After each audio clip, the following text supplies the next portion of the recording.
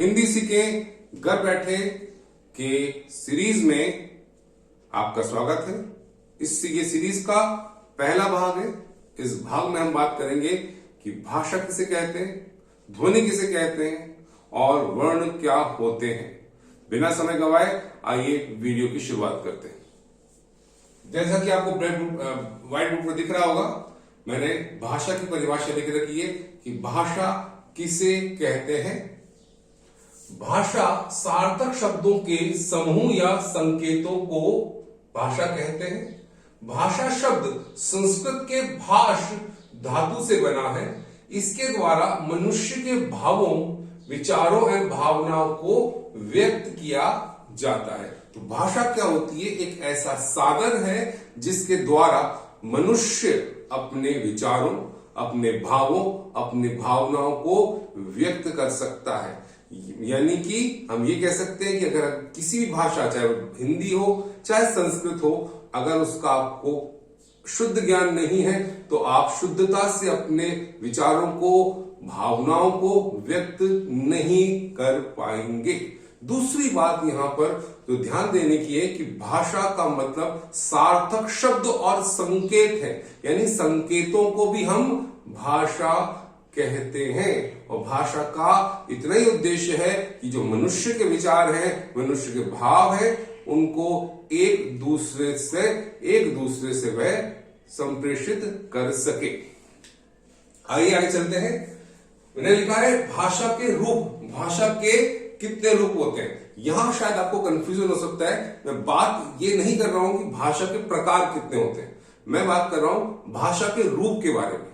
भाषा के प्रकार और भाषा के रूप में थोड़ा सा अंतर होता है। भाषा 3 प्रकार की हो सकती है, मौखिक, लिखित और सांकेतिक। पर मैं यहां बात कर रहा हूं भाषा के रूप का। भाषा के रूप यानी भाषा का विकास कैसे होता है, विकास से यहां पर लिया गया है। रूप में अगर हम भाषा देखें तो सबसे पहले भाषा होती है बोलियों के रूप में। बोलियां जो भारत के हर राज्य की बात करूं, हर राज्य में बहुत सारी बोलियां होती हैं। संस्कृति बदलते ही बोलियां बदल जाती हैं, पर वे मानक भाषा नहीं होती। अगर किसी भाषा को अगर मैं मानक भाषा कह दूं, उसका जब मानकीकरण होता है, यानी शब्दकोश बनते हैं, उसके व्याकरण बनती है, तो वो क्या बन जाती है? फिर वह बन जाती है परिनिष्ठित भाषा। ऐसी भाषा जो शुद्ध है, जिसका हम प्रयोग कर सकते हैं लिखने में, उसके शब्दकोश बनते हैं। और तीसरा जो रूप है भाषा का, वह है राष्ट्रभाषा। यानी कोई आपसे पूछे कि भाषा कितने प्रकार की होती है, तो आप जवाब दे सकते हैं भाषा 3 प्रकार की होती है, लिखित, मौखिक और सांकेतिक। पर कोई आपसे पूछ ले कि भाषा के रूप कितने होते हैं, तो भाषा के रूप होते हैं बोलियां, परिनिष्ठित या मानक भाषा, परिनिष्ठित भाषा या मानक भाषा, और तीसरी होती है राष्ट्रभाषा। भारत में 22 भाषाओं को राष्ट्रभाषा की श्रेणी में रखा गया है। आइए आगे चलते हैं। हिंदी, हिंदू और हिंदुस्तान तीनों शब्द संस्कृत के नहीं, फारसी के। बीच में एक बात मैंने जानबूझ के डाली है कि आपको पता होना चाहिए। कई बार हमसे पूछ लेते हैं लोग कि हिंदी जो शब्द है, हिंदू और हिंदुस्तान, ये शब्द कहां से लिए गए हैं? क्या ये शब्द संस्कृत भाषा से लिए गए हैं? तो इसका जवाब होगा नहीं। ये जो शब्द है हिंदी, हिंदू और हिंदुस्तान, ये शब्द संस्कृत से नहीं, फारसी भाषा से लिए गए हैं। आइए हम चलते हैं अब कि ध्वनि किसे कहते हैं। ध्वनि शब्दों की आधारशिला है, जिसके बिना शब्दों की कल्पना नहीं की जा सकती। ध्वनि शब्दों के आधारशिला का कार्य करती है। जब हम मकान बनाते हैं तो हम नींव बनाते हैं। जैसे ही इसी प्रकार शब्दों का निर्माण ध्वनि के आधार पर ही होता है। शब्दों का निर्माण ध्वनि के आधार पर ही होता है। यानी हम इस तरह के भी कह सकते हैं कि शब्दों की आधारशिला क्या है? ध्वनि। अगर ध्वनि नहीं होगी तो हम शब्दों की कल्पना नहीं कर सकते। भाषा के बाद, ध्वनि के बाद आइए हम बात करते हैं कि वर्ण किसे कहते हैं। वर्ण उस मूल ध्वनि को कहते हैं जिसका खंड ना हो। संक्षेप में वर्ण उच्चरित भाषा या वाणी की सबसे छोटी इकाई है। इन वर्णों को मिलाकर शब्द समूह या वाक्यों की रचना होती है। वर्णों के उच्चारण समूह को वर्णमाला कहते हैं। यानी हमने यह परिभाषा में वर्ण को कवर किया है और वर्णमाला को भी कवर किया है। वर्ण क्या है? ऐसा मूल ध्वनि जिसका कोई खंड ना हो। वर्ण उच्चरित भाषा या वाणी की सबसे छोटी इकाई है। सबसे छोटी इकाई है। किसकी छोटी इकाई है? उच्चरित भाषा या वाणी की। इन्हीं वर्णों को मिलाकर हम शब्दों को, वाक्यों की रचना करते हैं। वर्णों के उच्चारण समूह को, वर्णमाला क्या है? वर्णों का उच्चारण समूह जो है वर्णों का, उसको हम वर्णमाला कहते हैं।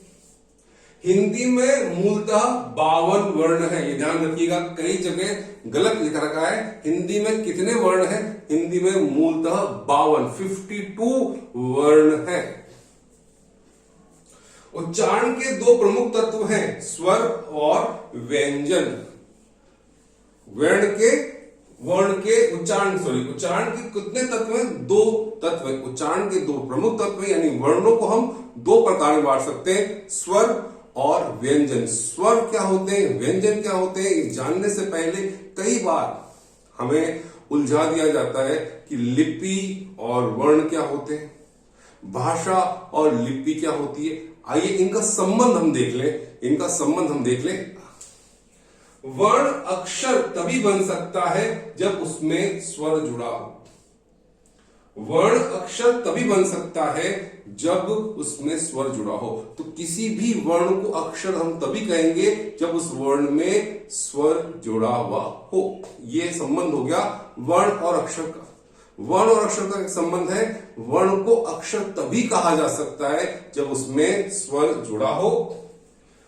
भाषा और लिपि का क्या संबंध है? भाषा की इकाई है अक्षर, जबकि लिपि की इकाई है वर्ण। भाषा की इकाई क्या है? अक्षर है। भाषा की इकाई क्या है? सार्थक शब्द, इसको हम बोलते हैं अक्षर। और जबकि लिपि का इकाई क्या है? वर्ण। इसके बाद आइए हम चलते हैं। वर्णों के 2 तत्व बताए गए, एक बताए गए स्वर और दूसरे बताए गए व्यंजन। हिंदी में स्वरों की संख्या 11 है, 11, जिनको निम्न वर्गों में विभाजित किया जा सकता है। संख्या कितनी बताई है स्वर की? हिंदी में 11 बताई गई है, 13 नहीं बताई गई है। 11 संख्या बताई गई है स्वरों की, और उनको हम निम्न वर्गों में विभाजित कर सकते हैं। पहला है ह्रस्व स्वर, दूसरा दीर्घ स्वर और तीसरा सेम स्वर। ह्रस्व स्वर में आते अ, ई, उ और री। ह्रस्व स्वर मतलब जिनके उच्चारण में कम समय लगता है, उसको हम बोलते हैं ह्रस्व स्वर। दूसरा है दीर्घ स्वर, आ, ई, उ, जिनके उच्चारण में ह्रस्व स्वर से ज्यादा समय लगता है। जिनके उच्चारण में ह्रस्व स्वर से ज्यादा समय लगता है उसको हम बोलते हैं दीर्घ स्वर। इनमें 3 आते हैं, आ, ई, उ और फिर है संयुक्त स्वर। इसमें आते हैं ए, ऐ, ओ और औ। इस प्रकार हमारे हिंदी में 11 स्वर होते हैं। स्वर के डिस्कशन के बाद आइए हम चलते हैं कि व्यंजन क्या होते हैं। व्यंजन वे वर्ण है जिनका उच्चारण स्वरों की सहायता से होता है। वे वर्ण जिनका उच्चारण स्वरों की सहायता से होता है उनको हम व्यंजन कहते हैं। प्रत्येक व्यंजन के उच्चारण में अ की ध्वनि छिपी होती है। कौन से स्वर की ध्वनि छिपी होती है? प्रत्येक व्यंजन के उच्चारण में अ की ध्वनि छिपी होती है, प्रत्येक व्यंजन के उच्चारण में। हिंदी में व्यंजन की निम्नलिखित श्रेणियां हैं। व्यंजन को भी स्वर की तरह हमने कई श्रेणियों में विभाजित किया है। आइए देखते हैं। पहला श्रेणी है स्पर्श। स्पर्श व्यंजन क्या होते हैं? ये स्पर्श व्यंजन कंठ, तालु, मुर्दा, दंत और ओष्ठों के स्पर्श से उच्चारित किए जाते हैं। उच्चारण का जो हमारा यहां से होठों से लेके जो हमारा यह कंठ होता है, यहां तक उच्चारण स्थान के हिसाब से हमने स्पर्शी व्यंजन यानी स्पर्श व्यंजन को विभाजित किया गया है। ऐसे व्यंजन जिनका उच्चारण कंठ, तालु, मुर्दा, दंत और ओष्ठों के स्पर्श से होता है उनको हम बोलते हैं स्पर्श व्यंजन। स्पर्श व्यंजन के 5 व्यंजन के 5 वर्ग बना लिए गए हैं, यानी कि 5 व्यंजन के 5 वर्ग हैं। पहला वर्ग है क वर्ग। क वर्ग जिसका उच्चारण होता है कंठ से। कहां से होता है उसका उच्चारण? कंठ से। इसमें आते हैं क, ख, ग, ग, अंग।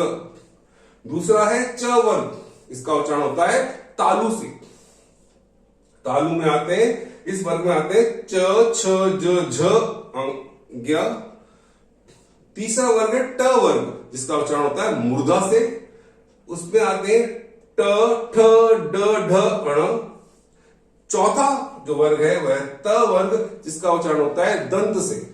ये हमारे जो दंत है इसके पीछे वाले पोर्शन से इनका उच्चारण होता है। आप करके देखेंगे मेरे साथ साथ त, थ, द, ध, न, यानी कि इनका उच्चारण दंतों से होता है। और लास्ट जो वर्ग है, अंतिम वर्ग है, वह है प वर्ग, जिनका होठों से, ओष्ठों से उच्चारण होता है। इसके अंदर आते हैं प, फ, ब, भ, म। जब आप एक बार इनका उच्चारण करके देखेंगे तो आपको पता लगेगा कि कितना वैज्ञानिक तरीके से हिंदी में व्यंजनों की वर्गीकृत किया गया है। हिंदी में व्यंजनों को बहुत वैज्ञानिक तरीके से विभाजित किया गया है, वर्गीकृत किया गया है। स्पर्श व्यंजन की बात चलते हैं हम अंतस्थ।